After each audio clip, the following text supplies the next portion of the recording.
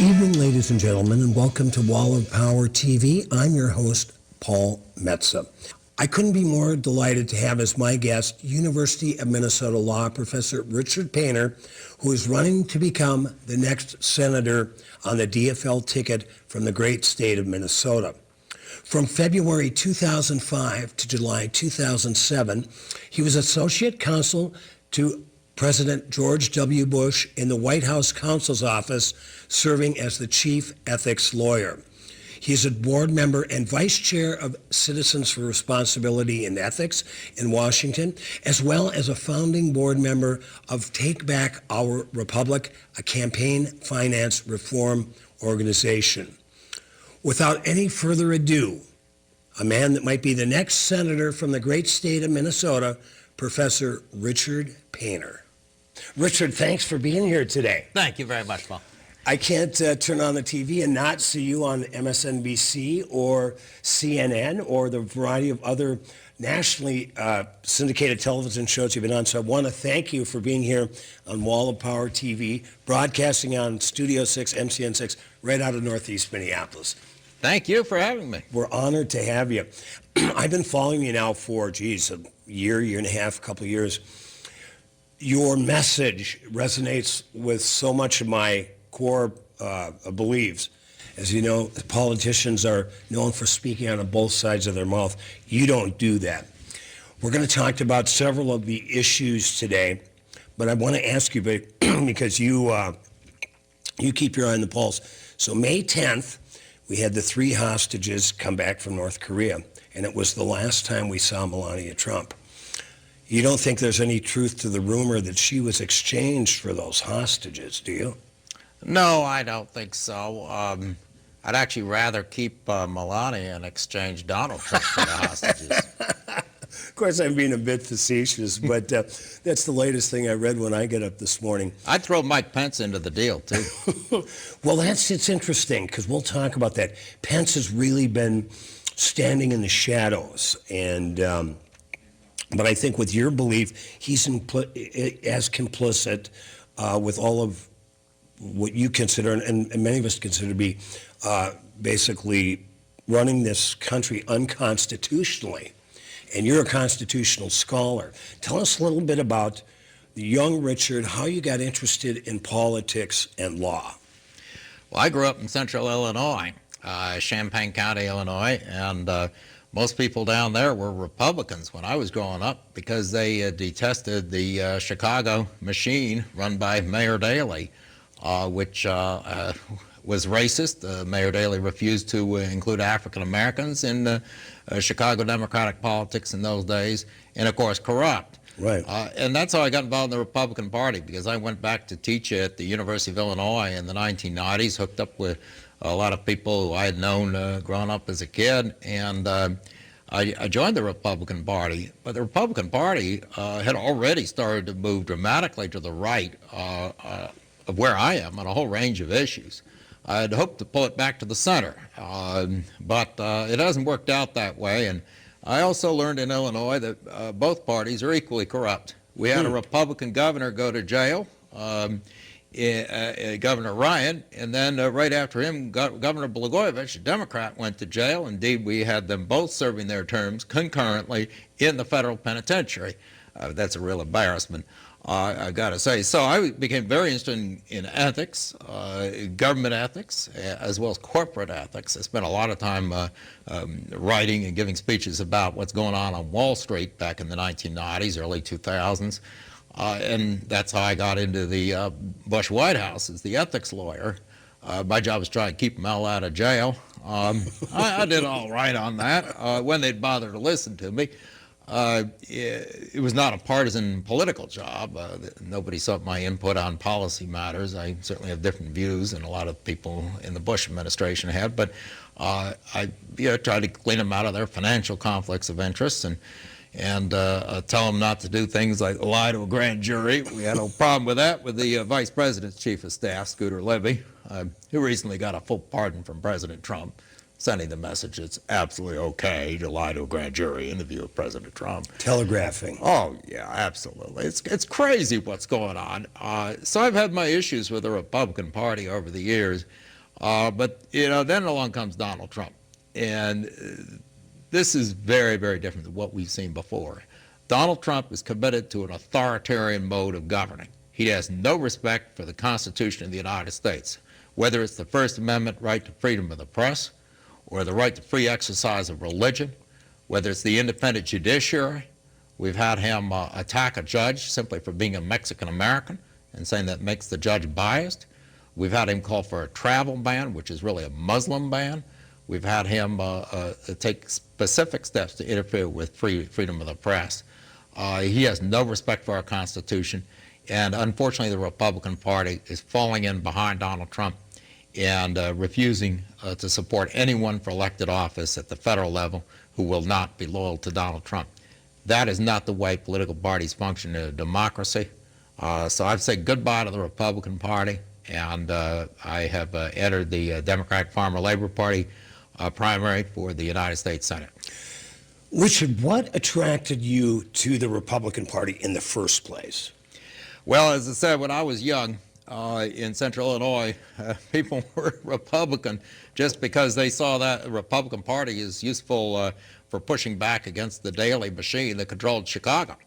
So you had liberal Republicans, people like myself, very concerned about what's going on Wall Street and the rest of it. And you had some very conservative Republicans. And then up in the Chicago machine, you had quite a few racists, including Mayor Daley himself. And then you had some very liberal and progressive people in the Democratic Party as well. But the two parties, when I was growing up, reflected a broad range of political philosophies. What has happened steadily over the past several decades, particularly since 1980, is that the Republican Party has moved to the right, and increasingly so as the years go by. They brought in the religious right, people who were not really welcome in the Republican Party before 1980. They were brought in to try to win elections on the abortion issue and homophobia and the rest of it. Well, those people, by the end of the 1990s, had taken over, and certainly by the 2000s. And then we see President Trump with his so-called evangelical council that's willing to pardon everything he does simply for the sake of trying to overturn Roe versus Wade. We've had people with extremely hawkish views about the Middle East coming into the Republican Party, people eager to start more wars. That's a very dangerous trend. It's very unfortunate what's happened to the Republicans over the years. But I believed it was salvageable until Donald Trump came along, because what we're introducing now, as I say, is authoritarianism, disrespect for the Constitution, people who do not want to live in a democracy. And there's no reasoning with such people. Unfortunately, I think the Republican Party is a lost cause, certainly under Donald Trump, and I don't see a future after Donald Trump unless there's a complete reversal of the attitude of the party leaders. Well, one thing I've always thought was hypocritical about the Republicans is they call for getting government off your backs, for smaller government, yet they're the first party that wants to get into your bloodstream and your bedroom. Yes, and that's a trend that started in 1980. Before 1980, Republicans were, if anything, more adamant than Democrats about separation of church and state, and you didn't have the religious right running the party. A lot of mainline Protestants and others who did not want government funding religious organizations, who did not want a government interfering with people's personal decisions. Even Barry Goldwater supported reproductive choice for women. Planned Parenthood was supported by George H.W. Bush, so much so that his nickname apparently was Rubbers. He quickly put that to rest when he ran on the vice presidential ticket with Ronald Reagan. That's something you're only going to hear on Wall of Power TV. Absolutely. But it was true. Well, what I've always loved, I was born I'm a few years older than you. I was born in 1955. But I really came of age, you really became aware on the Iron Range of John F. Kennedy, of course, and then the tragic assassination, and then the rise of LBJ, of course, after that. But Barry Goldwater in 1964, of course, ran for president, so we were very aware of him. But over the years, I think as he got older, he was really, to me, seemed a little bit more of a libertarian than a Republican. But he had a great line that I'd like to remind my friends that don't think gays should serve in the military, because Barry had a grandson who was gay. And he said something that I thought was pretty to the point, so to speak. He said, to be in the Army, he goes, you don't have to be straight, you just have to shoot straight. Absolutely right. Barry Goldwater was wrong on a lot of things. He was so much in favor of states' rights that he missed the boat on the Civil Rights Act, and I certainly blame him for that. I think he's one of many Americans who way overreacted to what the Russians were doing, to the point of perhaps wanting to risk a nuclear war in confronting Russia. Now, of course, we're way underreacting to what Russia is doing and ignoring it. So I think Barry Goldwater had his shortcomings, but Barry Goldwater was never someone who embraced the religious right. He warned that the religious right were a bunch of nutcakes, and he had Jewish heritage as well as Protestant heritage. He understood the threat that the so-called evangelical right, which is really not evangelical at all, it's just an ideology of hatred that uses Christianity to win elections. He understood how dangerous those people are, and he spoke out against them very, very forcefully. He spoke out against campaign finance, money coming in from corporations and labor unions into political campaigns. So he was right on that. So Barry Goldwater was right on a number of things, even though, as I say, I think he was tragically wrong on the Civil Rights Act, as well as what the appropriate response was to communist aggression at the time. You came on board with George Bush. What year was that? I went in as the White House ethics lawyer in 2005, served until 2007. In the White House, I was responsible for financial conflicts of interest and compliance with the ethics rules. It's not a policy job. I didn't get to decide who the nominees ought to be as a matter of political ideology or philosophy. I was there when they appointed two people to the United States Supreme Court, Justice Alito and Chief Justice Roberts. I had no input into who they should appoint with respect to judicial philosophy. What I did do was sit down with the candidates for those jobs and go through their financial situation, financial conflicts of interest, whether they had previously decided cases in which they might have a financial conflict of interest. So whoever was chosen to be the nominee could go in front of the United States Senate without a serious ethics problem. That was my job. Ethics, those don't party. As my successor in the Obama administration, Norman Eisen, has said repeatedly, ethics should not be a political enterprise. And that's why I believe I did as good a job as I could in the Bush administration when people would listen to me. I didn't need to be a conservative Republican in order to do that. And as I say, they had no interest in my views on issues.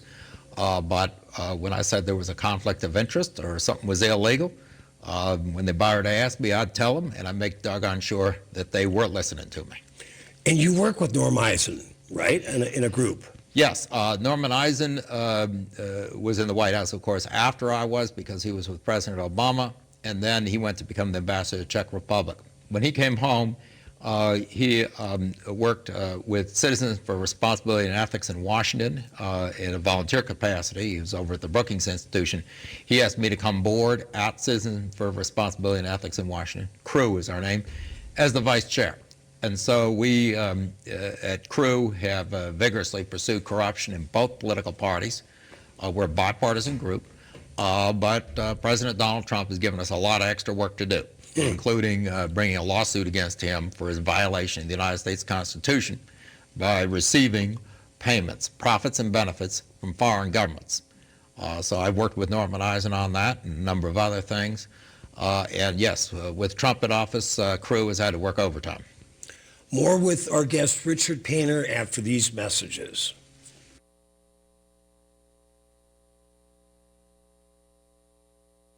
Welcome back to Wall of Power TV. I'm delighted to have in the studio for the whole show tonight Professor Richard Painter, who's running to be the next senator of Minnesota.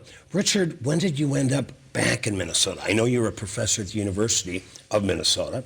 When did you find your way back to the Twin Cities? Well, I came here in 2007 after serving in the Bush White House as the chief ethics lawyer. I had previously been at the University of Illinois, Urbana-Champaign, which is the town I'd grown up in, and I'd gone back to teach law. But I decided to come here. My wife got a job teaching music history. She's a tenured professor at the University of Minnesota in the music department. We love the Twin Cities. We love Minnesota. It's a wonderful place to live. And I have to say the politics here is a lot cleaner than in Illinois. We've got our problems. Happy to talk about them, but it's much better than what goes on down there. Well, and you look at the storied history of Minnesota politicians and Supreme Court justices, Hugo Blackmun, Earl Warren, Hubert Humphrey, of course, Paul Wellstone.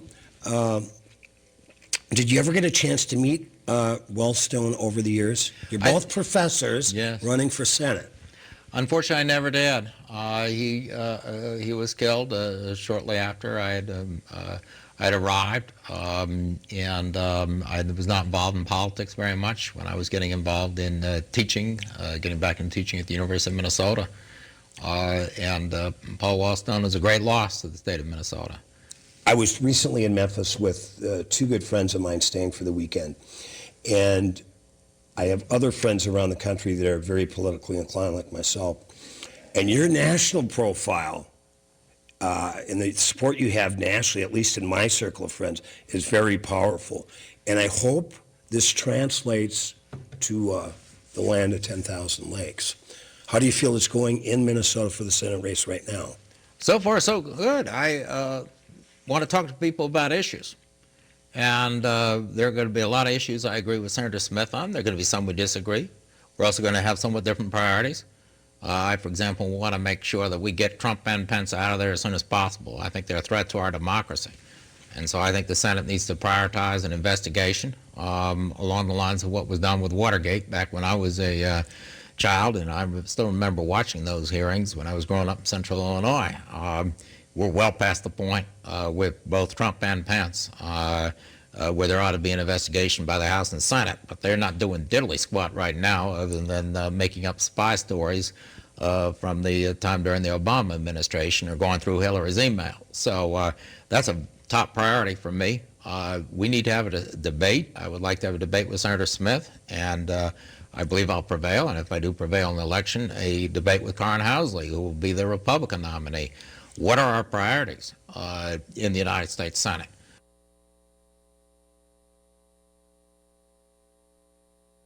What is our attitude toward copper nickel mining in northern Minnesota, which is going to pollute our boundary waters and the Duluth watershed? Can we talk a little bit about that? Because, of course, that's where I'm from. I'm a double Scorpio water sign. I don't mean to get too cosmic here on you, but I grew up on Lake Vermilion, considered one of the finest freshwater lakes, not only in Minnesota, but the world. And, of course, spent a lot of time in Duluth and Superior around Lake Superior. Tell us a little bit about what you know. I'm very familiar with polymet that they want to put by the Laurentian Divide and twin metals that they want to put by the boundary waters. But let's talk about who owns these mines. Yes, these are copper nickel mines. We have not tried copper nickel mining in Minnesota, and it is very dangerous near waterways because copper nickel mining involves digging up an enormous amount of material, taking only 1% out and leaving the rest, and it's all going to get into the water. It is very, very dangerous. It has generally been done around the world in drier places where you don't have to worry about polluting the waterways. So that's the problem. Environmentalists have made it very, very clear that this is an enormous threat. These mines are not owned by Minnesotans. They're owned by billionaires who are not Americans. One of the mines, the Twin Metals mine, which will be up near Ely, that will pollute the boundary waters, is owned by a billionaire from Chile. And he also owns the Banco de Chile that a number of years ago made some election year loans to the president of Chile.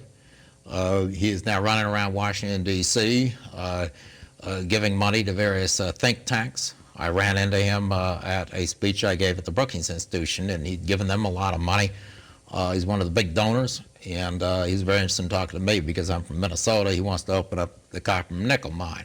He is also the landlord for Jared and Ivanka Trump. He heard they want a house in Can't Colorado. make this stuff up. Absolutely. He'd heard they want a house in Colorado, which is the fancy pants section of Washington, D.C. Yeah, house is about a $12 million house or whatever. So he just bought it and he leases it to him. Well, so that's one He guy. bought it primarily just to rent it to. He bought it, I believe, right there after the election. Wow. He's not in the real estate business. He's in the schmoozing politicians business. Right. Where he wants to make money is opening the mine right near the boundary waters and take what he can out of it and then leave the rest for us to clean up. And that's Because his company, there's a long name, I believe it starts with an A, has a terrible environmental record as well. Oh yeah, they've been making a mess, everywhere where they go, and they don't care because if they bribe the local politicians or whatever they do to get what they want, of course you can't call it bribery unless someone actually gets caught with a quid pro quo. We know what goes on in politics, but bottom line is they have a terrible environmental record. But the politicians are in their back pocket; they can do whatever they want. Well, I say no in Minnesota. That's not happening here. The second mine, the Polymet mine, is controlled by a company called Glencore. Glencore is a Swiss company with a lot of British investors. Nathaniel Rothschild, who has mines all over the world with a terrible environmental record. His friend Oleg Deripaska, who is a Russian oligarch, who is a client of Paul Manafort, currently under sanctions. He's involved with Glencore. And then they hired Tony Hayward to be the chairman of Glencore. From BP. Yeah, Tony Hayward is the guy at British Petroleum who was in charge when the Deepwater Horizon disaster occurred. And Tony Hayward said that was just going to be a very minor incident with minimal environmental impact. Well, when he got the boot from British Petroleum after that whole thing blew up, Nat Rothschild went into business with him doing Iraqi oil deals, and then brought him into Glencore. Is he put this cast of characters together, throwing a handful of Russian oligarchs, and said, are these the people we want controlling a mine in Minnesota to extract copper and nickel? Once again, that's only 1% of what comes out of the ground is going to be the copper and nickel. And who's going to end up getting the copper and nickel? Probably the Russians, and they deal with the Iranians as well. That's not the way to grow the economy in Minnesota. That's not the way to create jobs. It's very, very short-sighted. Where they want to mine the copper and nickels on federal land. So they've come up with a land swap proposal where Polymat, which is this Glencore outfit, will take some of its own land and swap it with the federal government for federal land. And then once they get control of the federal land, which is no longer federal land if we do the land swap, they don't have to obey the environmental regulations that apply to federal land. And then they can make a big mess. It's a terrible idea, yet it's tragic that the Republican Party establishment supports it and also the Democratic Farmer Labor Party establishment. We have both of our senators supporting this atrocious land swap, I don't know what Governor Dayton thinks. I hope he would oppose it going out. He's a strong environmentalist, and he ought to do the right thing. His family has a cabin on Lake Vermilion about 3 miles from ours. Yeah, they're good people. Yeah. He ought to say no, just no. It's wrong. And, we don't have to cater to the mining industry, particularly the most corrupt part of the mining industry, in order to build the economy in the 8th Congressional District and elsewhere in Minnesota. It makes absolutely no sense. It's going to destroy our economy in the long run because we'll destroy tourism. The boundary waters and the Duluth watershed are places where people aren't going to want to live. And once again, these mine owners are foreign billionaires with a terrible environmental record, with a very extensive record of throwing their influence around with politicians to get what they want, and zero interest in Minnesota. And the other thing is, between Lake Superior and northeastern Minnesota, and the rest of Minnesota, the freshwater lakes, we're sitting on 20% of the fresh water in the world. And I've always said, water is going to be the next oil. I mean, you could see it right now with the water shortages all over the world, which I think behooves us to protect 1/5 of this God-given natural resource. Absolutely. Because of climate change, we are in a very serious situation with respect to water around the world. And we have water resources here. We need to protect them. We obviously need to do something about climate change as well. But once again, we got the same problem there. It's the fossil fuel industry that has Congress bought and has extensive influence in both political parties. If we don't address our environmental concerns, we're going to have a planet that is uninhabitable by humans. If we lose our water, that's going to be the beginning of the end. We need to protect our waterways, and Minnesota is ground zero for the fight for clean water. More with Richard Painter on the Wall of Power TV after these messages.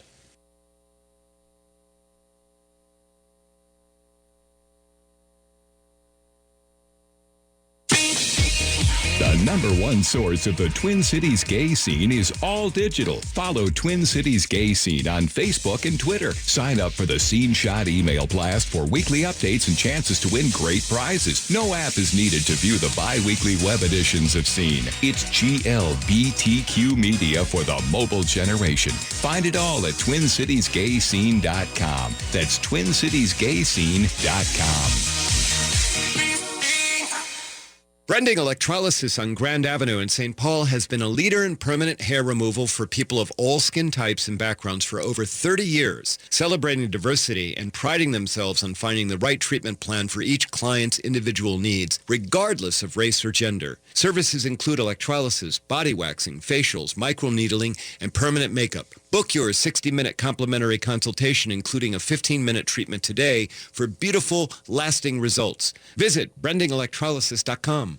What kind of a jackass would let an animal pick their insurance? Did you really think a lizard could save you money on car insurance? Would you let a duck pick your health policy? Insurance can be a zoo, but this is ridiculous. What you really need is an insurance agent that isn't looking out for the insurance companies. You need Cheryl at Array, an independent agent with 30 years experience looking for the best rate possible. Quit monkeying around and call 763-504-3067. That's 763-504-3067 for Cheryl at Array, representing you, not the insurance companies.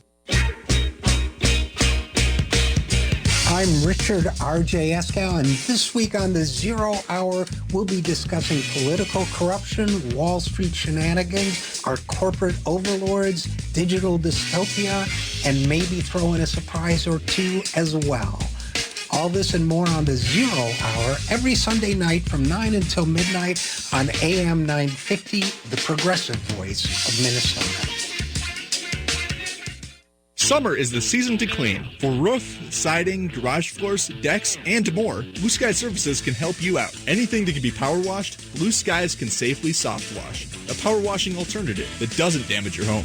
So don't wait until it's too late and you need to replace things. Call Blue Sky Services at 651-447-4484. And tell them that you're an AM 950 listener to save up to $100 in July only. That is 651-447-4484. Call now to save on July services.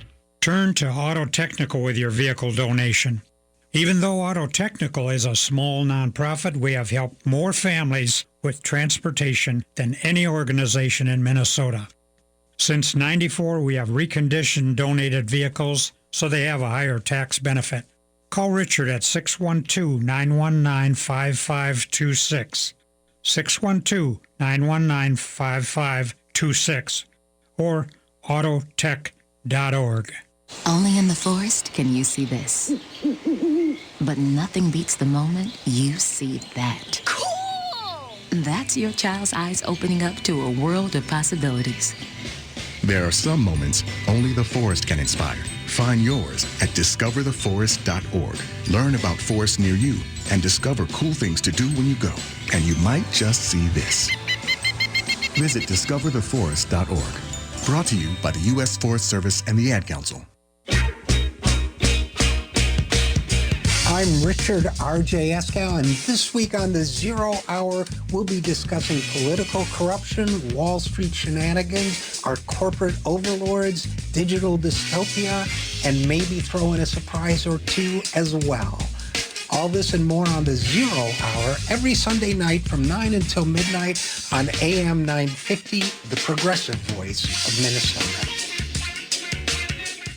Tom Hartman here, letting you know how you can go solar with All Energy Solar, even way up north in Minnesota. Lots of people ask them, isn't Minnesota too cloudy for solar? No. The truth? For one thing, Minneapolis gets nearly as much sun each year as Houston, Texas. But it isn't just about how much sun you get. It's also about having access to great local incentive programs that make solar affordable. Learn what your options are to save with solar and visit allenergysolar.com today. This summer, you have lots of choices when it comes to your carpet and air duct cleaning, so make it a smart one with Zero-Res. Only Zero-Res cleans with patent-empowered water, so you know you get healthy, clean carpet that's safe for your family. It's like remodeling, but without the price tag. So schedule your carpet cleaning today and get the Zero-Res Summer 3-Room Special. And this month, save $50 when you get your air ducts Zero-Res clean. Call 952-ZERO-RES or visit ZeroResMN.com. Zero-Res, spell it backwards or forward, it spells the same. With your AM 950 weather, I'm Sam Turnberg. Tonight will be mostly clear with a low around 69. Tomorrow will be mostly sunny with a high near 88. Monday, sunny with a high near 82. Tuesday, sunny with a high near 80. And Wednesday, mostly sunny with a high near 81.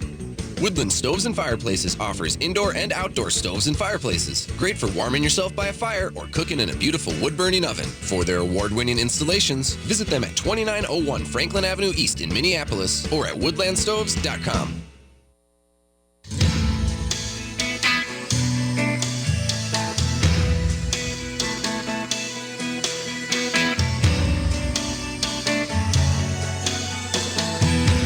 Welcome back to Wall of Power TV. I'm your host, Paul Metza. I've been having an enjoyable chat with my new friend and the man I'm supporting for U.S. Senate in Minnesota in 2018, Professor Richard Painter. Richard, so talk about what you think you can do for Minnesota. Well, I think it's critically important to get corruption out of politics.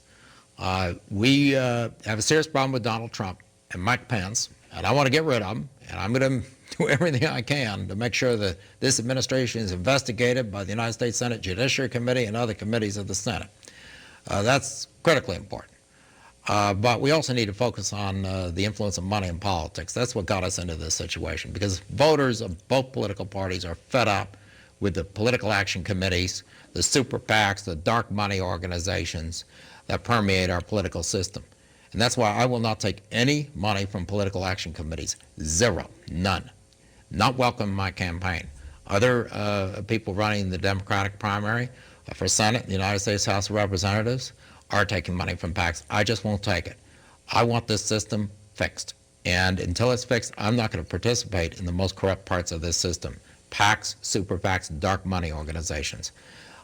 They are ruining our democracy.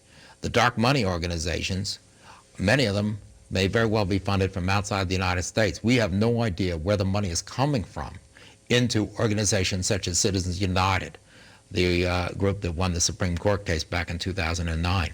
Vladimir Putin can set up his own versions of Citizens United and run attack ads in Minnesota and elsewhere against candidates. This is unacceptable. We cannot allow it to continue. We also need members of the United States House and Senate to clean out their own personal financial conflicts of interest. They should not be owning healthcare company stocks while they're making decisions about healthcare, or energy stocks while they're making decisions about energy, or defense industry stocks while they're running our defense budget sky high. The members of Congress should have a portfolio of mutual funds and life insurance and other conflict-free assets. Senator Amy Klobuchar does. I've urged Senator Smith to sell her stocks in the healthcare industry that create conflicts of interest. But we need to have a clear rule for every single member of the House and Senate. No more financial conflicts of interest, no more PACs and super PACs, and have nothing to do with the dark money organizations.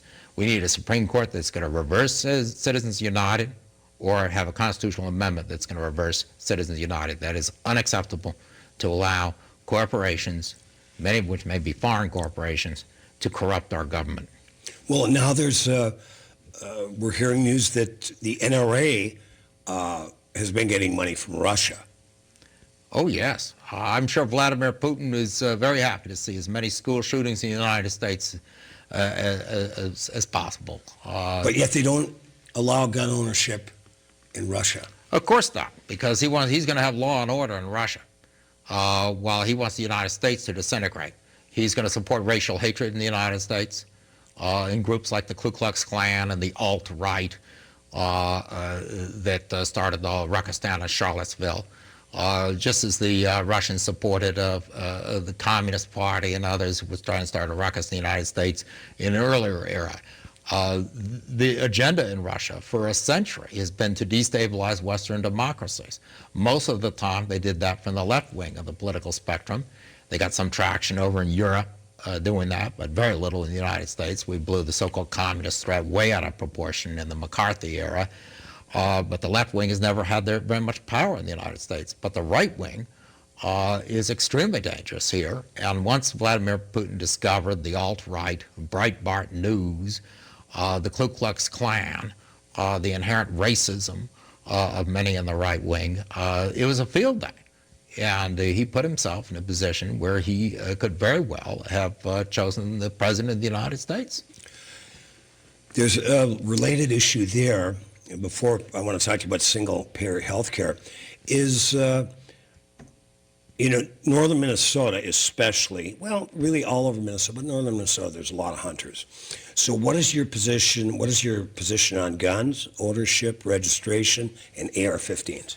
Well, I think gun ownership is fine, just like automobile ownership. I have 2 cars in my garage, and the state of Minnesota knows that I have those cars, and I have to be licensed. And if one of my kids wants to drive those cars at age 16, he or she is going to have to get a license. So we have a license and registration process for cars. If a car is transferred, the state of Minnesota knows about that as well. But with guns, it's really inadequately regulated. We do not know about transfers of guns. We do not know about ownership. There's a background check conducted if you buy a gun at a store, but not if you buy the gun at a gun fair or over the internet and it's shipped to you in the mail. That's just absurd. So we can have gun ownership just like we do car ownership, but with a license and registration system. And it's very important to have this because if the police get a domestic violence call, they should be able to check and see, what kind of guns are in the house. And if it appears threatening, call for a backup unit. The officers are entitled to that.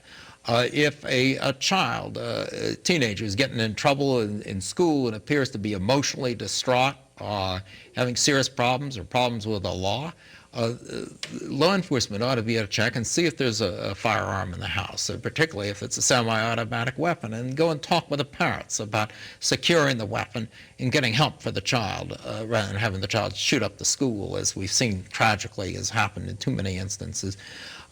So we can have guns and enjoy guns for sporting, and people can have guns for self-defense, which is important in some rural areas, certainly. But we can do so with the well-organized militia, well-regulated militia that is set forth in the Second Amendment of the Constitution. And the NRA consistently ignores the founders' intent to have a well-regulated militia, to have some rules that apply to gun ownership. And that's just absolutely absurd. And that is, at this point, is threatening the stability of our society when children cannot go to school knowing that they're safe from being murdered by a classmate or by some other deranged person who has access to a gun that person shouldn't have. Well, and then you have, the Bill of Rights, the life, liberty, and pursuit of happiness, which is tough to enjoy if you're paranoid by all the unregulated guns. Well, absolutely. And I think that the Declaration of Independence sets forth the objective of the American Revolution and why we wanted to be an independent country. And then we started the process of figuring out what our Constitution would look like. And but the objective set forth in the Declaration of Independence is so important. that we want to have a country where everybody can enjoy life and liberty, the pursuit of happiness. And if we aren't safe, we don't feel safe in our streets and in our schools because we have people running around with guns who shouldn't have them. We have the rules for gun ownership. We don't have the type of society that our founders intended us to have. We need to fix things, and we certainly can do so while conforming to the Constitution of the United States. So the National Rifle Association has made up a whole story about the Second Amendment, that there is no regulation at all of guns, even though the Second Amendment itself talks about regulation of guns. It's completely absurd.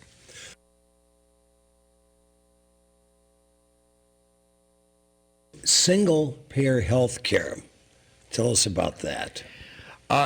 As I talk to small business owners and entrepreneurs and middle-class people throughout the state of Minnesota and around the country, I am hearing consistently the view that we need to have a single-payer health care system where there is one large insurer that is going to insure everybody and negotiate fair prices from the drug companies, from the medical device companies, from the healthcare providers.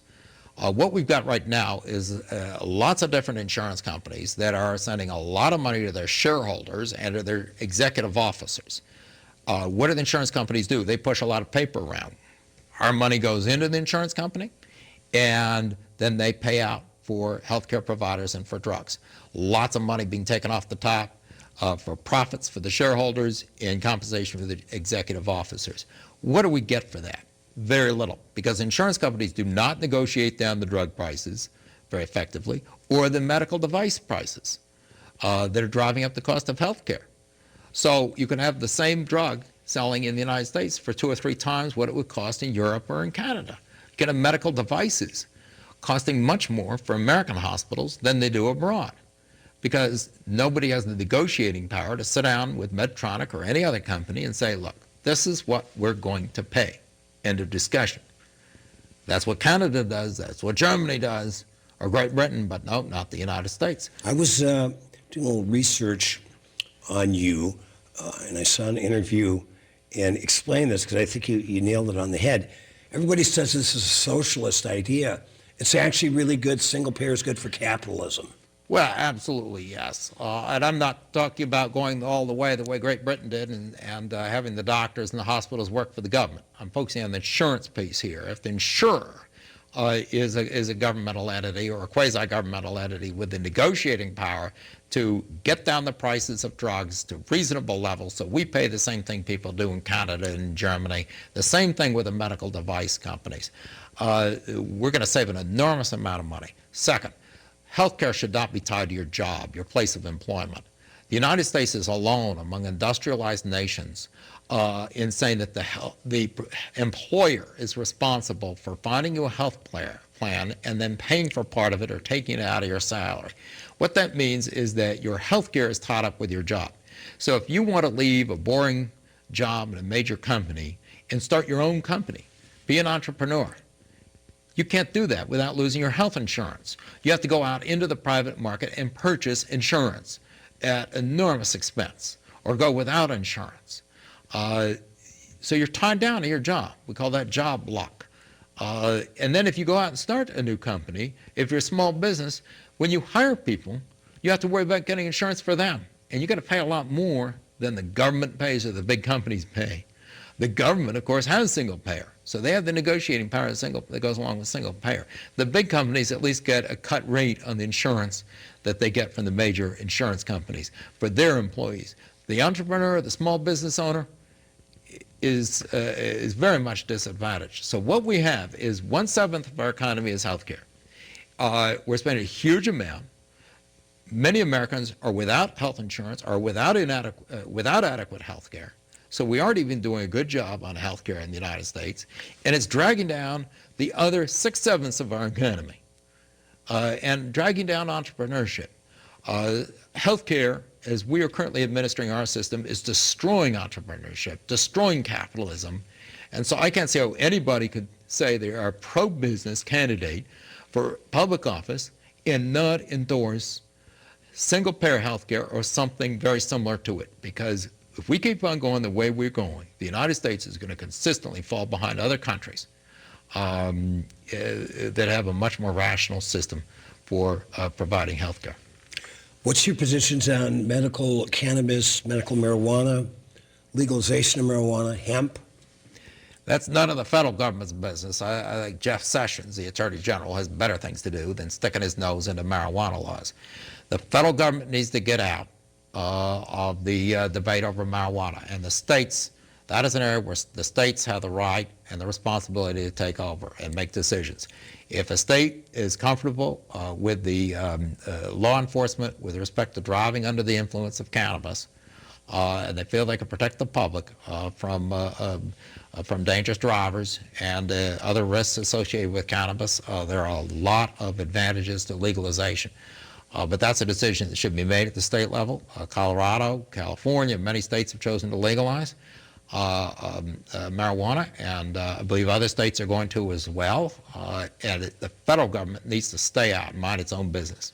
Well, you know, I think the argument against marijuana for years has been it's a gateway drug.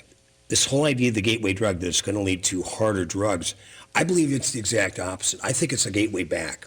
I know ex-heroin addicts that like to smoke marijuana, hit that pleasure center, relax, and enjoy life, watch a movie, make love to their wife, go out and have dinner. And they don't have the, you know, that's replacing their need for heroin. I know hardcore alcoholics that don't drink anymore, but they like a couple puffs off a joint every now and then just to chill out and enjoy the evening.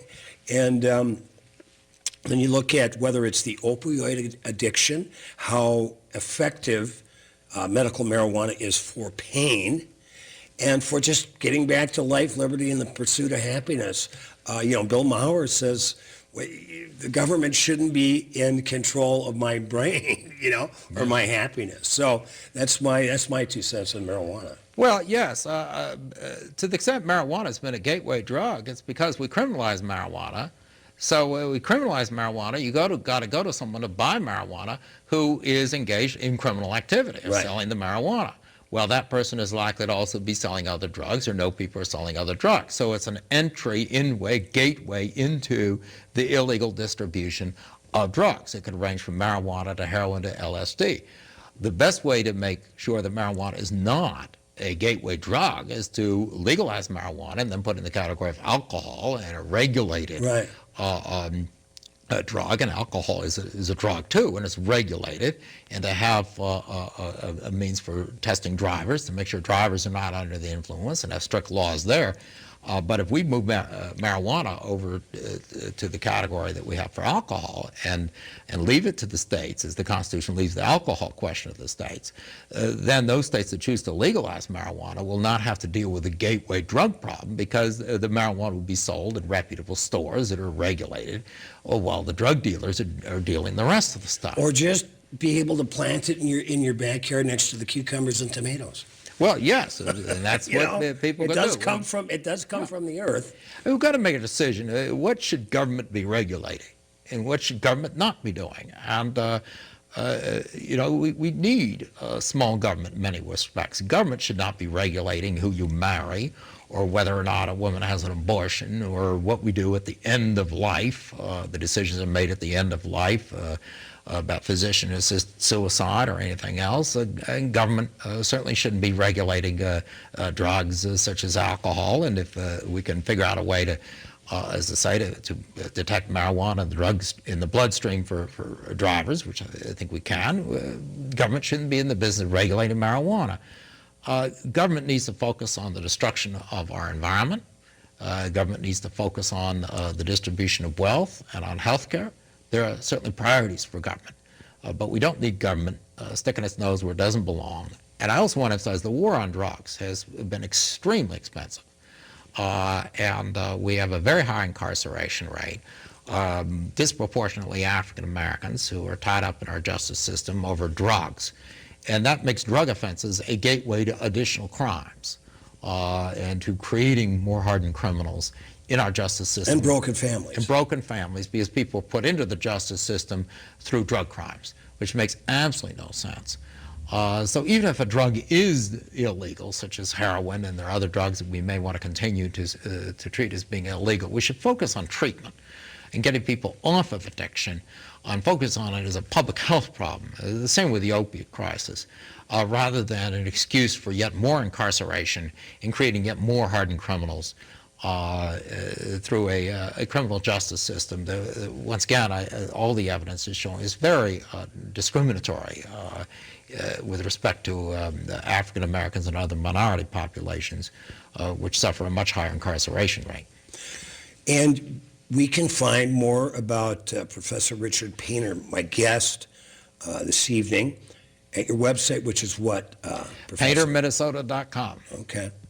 We're going to take a little break and then come back and we're going to drop politics by the wayside, talk some human interest with my guest, Professor Richard Painter, on Wall of Power TV. This is Paul Metsa. We'll be right back.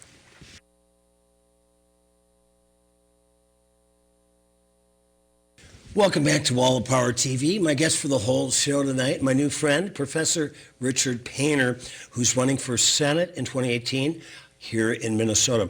Richard, I got to ask you a personal question. When I was down in Memphis, my friends asked me, if you had Bell's palsy or a stroke, because it looks like the right side of your face is a little frozen at times. Oh, yes. Well, what happened is a couple of years ago, I got hit with a bad case of shingles. I should have had the shingles shot, but the insurance companies won't cover the shingles shot till you're 60 years old. And then the doctors, of course, their advice pretty much tracks what the insurance companies are willing to pay for. So they say, well, you don't really need to worry about it till you're 60. Well, that's not the case. I got hit with it at age 53 when I was driving back from Harvard University, where I'd worked on a campaign finance book for a year. And where you graduated? Right here. Well, oh yeah, back in '84. Yeah. But I got hit with the shingles back in 2015. I was driving back to Minnesota. I thought I had poison ivy from about here down to here, and it was shingles. And by the time I got in the ER and got the steroids and everything, it had taken out a nerve. So it gave me a bad case of what's called Ramsay-Hunt syndrome, which led to partial paralysis here. I'm working with a physical therapist on this to try to get some of my smile back. I don't have that Jimmy Carter smile, but I say, well, look, I've got some time to work on it because I don't want to be smiling anyway till I get Donald Trump and Mike Pence out of the White House. But it is a important. It might happen by itself at that point. Absolutely. I got a great big grin on my face over that. But yeah, we certainly need a healthcare system where we think a little forward thinking there. That shingles shot is something people should be getting a lot earlier than age 60. And even if it costs you $200 or so out of pocket, obviously if I had to do over again, I would have done it.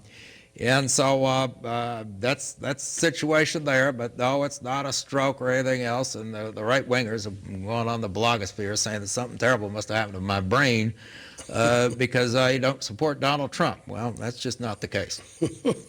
Richard, your wife is a professor of music at the University of Minnesota. What is her first name? Karen Painter. Karen Painter. I hope one day I have the honor and pleasure of coming over to your house for dinner, because I imagine between your expertise and knowledge and her love of music and her knowledge, there's got to be some wonderful dinner conversations. Oh, absolutely. She's a lot more articulate than I am, and she could certainly talk to you about a lot about music and music history, which she specialized in European music history during the period leading up to and including World War II. She's done a lot of work on the role of musicians and music critics and what happened in Germany in the 20s, 30s, and up to the 40s. And I have to say, she's working on her project there, reading a lot of what happened there in the original German, and then she checks the news and sees what Donald Trump has to say. She's quite concerned about what's happening in our country.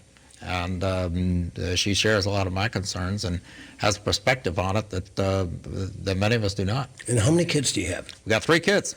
And what ages? Middle school age, they are age 15, 13, and 11. Boys and girls? And the girl's the oldest, Elizabeth, and William, my son, is the middle one. And then our youngest, Annie, is age 11. And you guys have a dog, right? We've got 2 dogs. Tell us about that, because I'm a big dog guy. Oh, yeah. Goalie is our big dog.